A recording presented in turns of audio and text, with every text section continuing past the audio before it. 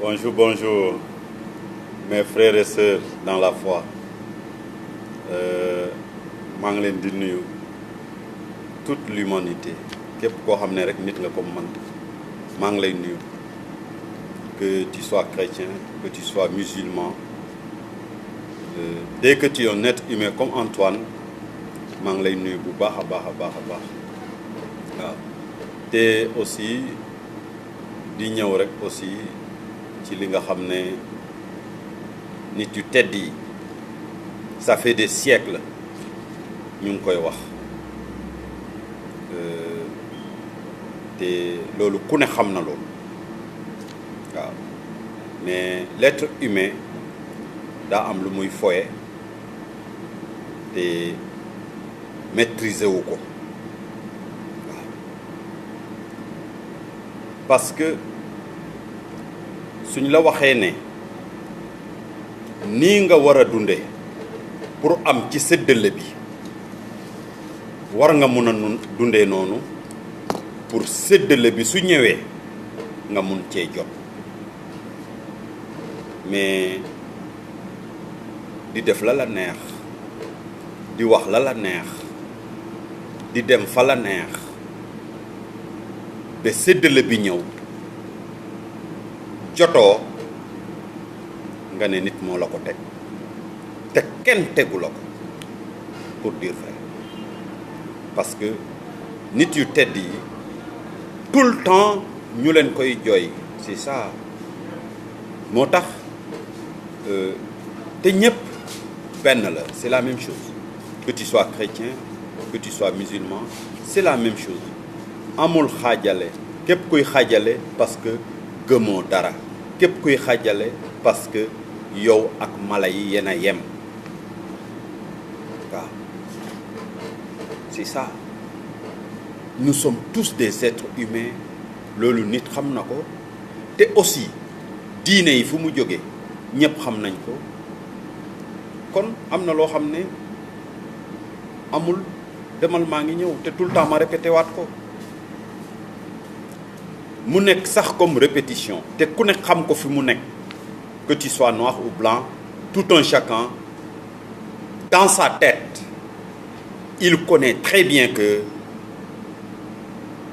Saint Abraham il est le père de Ismaïl et le père de Isaac tout un chacun le connaît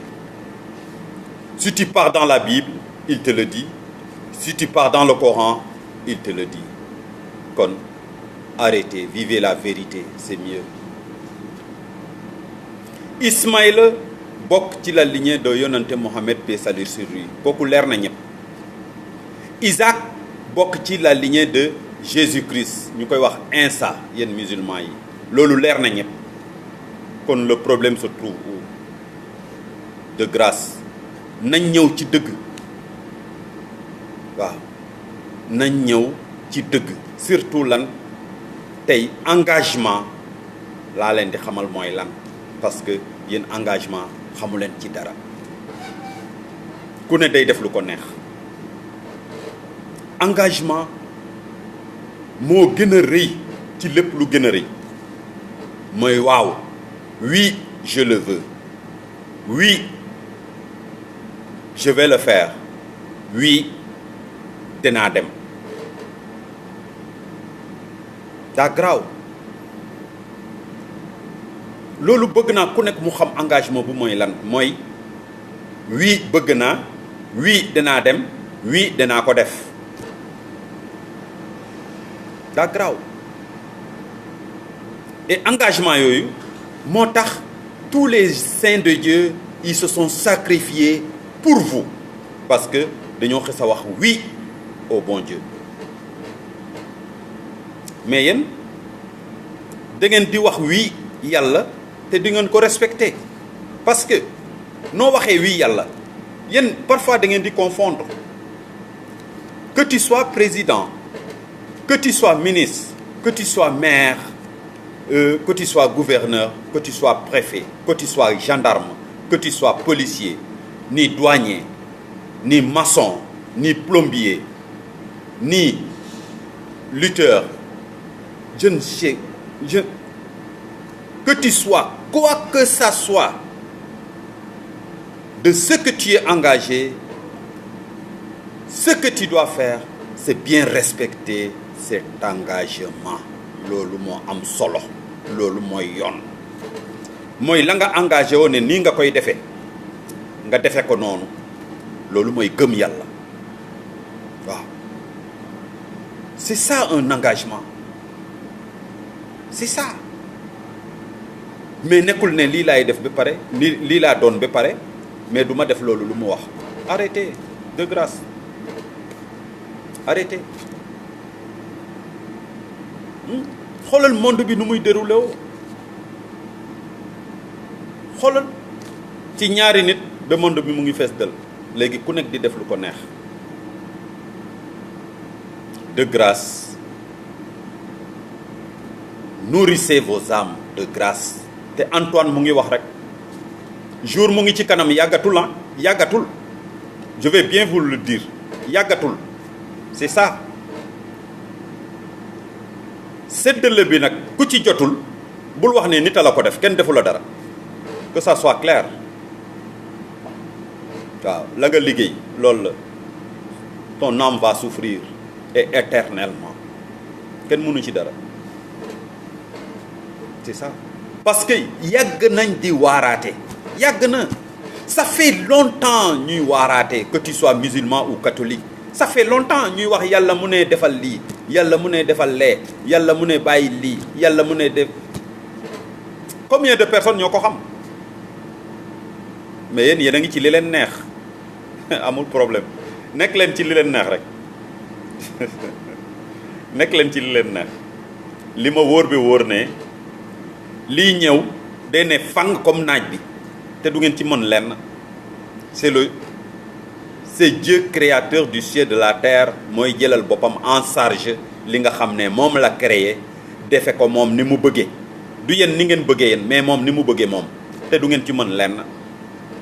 waaw ku ci am puissance nag na commencé, ku ci am doole na commencé, ku ko mun a tere na commencé. waaw parce que képp ku ci deful li yàlla li wax, tu y auras des sérieux problèmes. Moi Antoine donc qui le dit te du deñ, c'est ça. Depuis 98 99 soo waxee mu ne Antoine daa dof, Antoine wéru, Antoine ne ak ni, Antoine ne patrak, mais dof bi dina leen bett lool sax, dof bi dina leen bett lool. waaw te dof bi ci boppam dina leen féete foo xam ne mosul leen koo fooge. mais li ma wóor be wóor ne déglu leen waxu dof bi, ngeen def yëfu dof bi, parce que li muy wax nii démb lañ ko waxoon, ça fait des siècles. c'est ça. arrêtez. te loolu yëpp yéen xam ngeen ko, que tu sois musulman ou catholique, xam ngeen yàlla li mu wax, mais vous faites ce que vous voulez, li ngeen bëgg rek ngeen di def. waaw léegi nga fàtte ruu bi nga xam ne mooy dund ci yow. te c'est à cause de cette âme nga mun a jóg liggéey, nga mun a jóg def dara, nga mun a dem wuti alal, nga mun a dem sax pour mun a takk soxna, nekk ak moom, am ay doom, di sentir plaisir boobu. te plaisir boobu yéen ñëpp ku nekk mënu koo defal boppam. te loolu yëpp am boobu moo tax yow nga am loolu. kon war nga ko mën a delloo njukkal, noo koy delloo njukkal nga fonk sa morom comme sa bopp. c'est ça. et à tout un chacun, fépp fu ngeen mën a nekk, ku ne jax cër moromam. parfois ma rencontré des vidéos yoo xam ne damay wax ne est-ce que ñii ay lan lañ. c'est ça. c'est pas normal. yow nga ne jullit nga ba pare ci sa gémmiñ bi lang cay wax ci nit kenn xamul nu mu day, ba pare nga ne musulman nga baa nga ne catholique nga. loolu foo ko teg, de grâce. mais bàyyi nit ki ngay toppatoo te toppatoo sa bopp. et pour dire la vérité, arrêtez leen loolu waaye, arrêtez leen, il faut arrêter cela. baaxul. Combien de personnes ñuy wax ne xaw ma ay kilifa ay kilifa politique la mais attends mun nga def politique ci dëgg mun nga def politique ci dëgg mooy lan li nga engagé woon ne ñëpp a ko moom nga jox leen ko loolooy dëgg c'est ça la vérité te religion bi wax na la ko li ñëpp moom jox ko ñi ko moom c'est ça et à tout un chacun et partout dans le monde que tu sois au Sénégal en Afrique dans l'Afrique aux États-Unis partout que tu sois noir et blanc ce qui t'appartient pas qui appartient aux gens il faut donner ça aux gens c'est ça loolu mooy yoon c'est ça la vérité mais man lan laa gis le monde aujourd'hui da ngay wax ne man kilifa politique la ba pare sa gémmiñ bi la cay génn ci doomu aadama nga koy yekk doomu aadama fa nga taseeg moom ba la nga ko gisal ba la nga ko xamal nga koy wax ci internet ba pare nag nga mun a wax ne da ngay jàpp di julli ba da ngay dem messe di def nom du Père et du Fils et du Saint-Esprit arrêtez cela baaxul rafetul arrêtez cela baaxul c'est ça combien de fois ñu wax la ci Bible bi ou bien dans le Coran que wax ginnaaw nit baaxul on parle pas sur le dos de la personne c'est pas bon rafetul combien de fois la Bible mu wax la ne ou bien le Coran que tu dois pas réfléchir quelque chose du mal sur le prochain combien de fois Bible bi ak Coran bi mu wax la ne aussi tu dois pas faire du mal au prochain combien de fois ou bien préparer quoi que ça soit du mal pour lui combien de fois la Bible te le dit combien de fois le Coran te le dit c'est ça et c'est temps qu'on change ku nekk war na yëkkati loxoom ne fépp fu ma mun a nekk dama war a fonk sama morom comme sama bopp li ma bëggal sama bopp ma bëggal ko sama morom loolu mooy yoon loolu mooy diine loolu mooy dëgg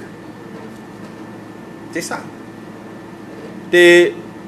pour vous dire vrai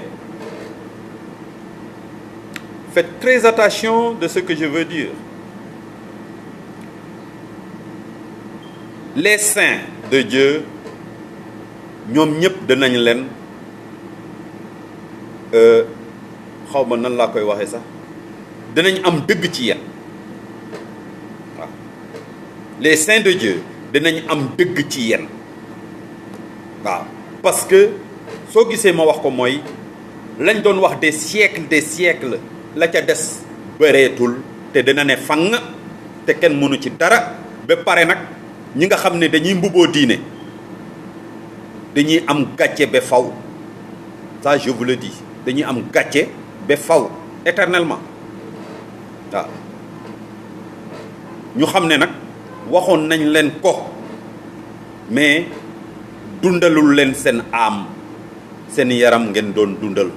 loolu yëpp chacun va le savoir à lui-même loolu mooy yoon c'est ça ngeen foog ne monde bi da ngeen fi nekk di def lu leen neex acca nañ ci dem li ma leen di wax nii ne ku ko déglu baax na ku ko dégluwul baax na ku ko def baax na ku ko deflul baax na mais fi mu ne nii je sais très bien que c'est Dieu qui va prendre en charge le monde par la volonté de Dieu et par la puissance de la Sainte Vierge pour ngeen xam ne ñoom Sëñ Touba ñoom Sëñ El Hadj Malick ñoom Seydina Issa Laye ñoom Serigne Ibrahima Niass ñoom Serigne Ma Ansou ba ca Silmang et pour les chrétiens Jésus-Christ ñu koy wax Insa lam doon wax yëpp mu ngi nii tege te yàggatu ça fait ngeen xam ne ñoom wax nañ ba sonn mais l'être humain est hypocrite c'est ça arrêtez de nourrir vos chairs nourrissez vos âmes de grâce maa ngi wax rek et j'insiste sur ça waaw et vraiment ñu tedd yi seen jaan wàcc na seen jaan wàcc na te arrêté leen xeexoo bi comme ni ma leen koy waxee rek arrêté leen xeexoo bi sëñ Touba ak sëñ El Hadj Malick kenn mënul nax kenn c'est des cousins directs te yàgg lañ jëflante c'est des cousins directs ay mbokk lañ te yàgg lañ jëflante kon ku mënul rafetal ba waxuma rafetal sax day kii mais ku mënul dund Serigne Touba ba sëñ El Hadj Malick lu mu wax demal wuti leneen rab yi ñu ngi fi jinne yi ñu ngi demal ci ñooñu moo gën bul tilimal yoonu nit ki baaxul rafetul c'est ça aussi comme les chrétiens la même chose Insa la mu wax na leen ko jarul xëccoo ay anglican ay orthodoxe ay xawma lan ci benn Yeesu Christa yéen a ngi nax seen bopp yéen a ngi nax seen bopp Yeesu Christa daf leen di bett ça c'est sûr daf leen di bett waaw parce que li muy liggéey yëpp da ngeen koo déchirer xaajoo ko ku ne téye morceau moom mi nga xam ne nag ci boppam moom ci boppam Yeesu Christa mooy jëlaat lépp delloo ko mu nekk morceau te du ngeen ci mën lenn c'est ça te du ngeen ci mën dara waaw kon boog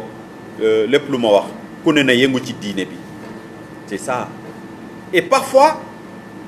ça m'impressionne su ñuy wax affaire politique di wax affaire diine mais man je me dis que franchement parler chrétiens yi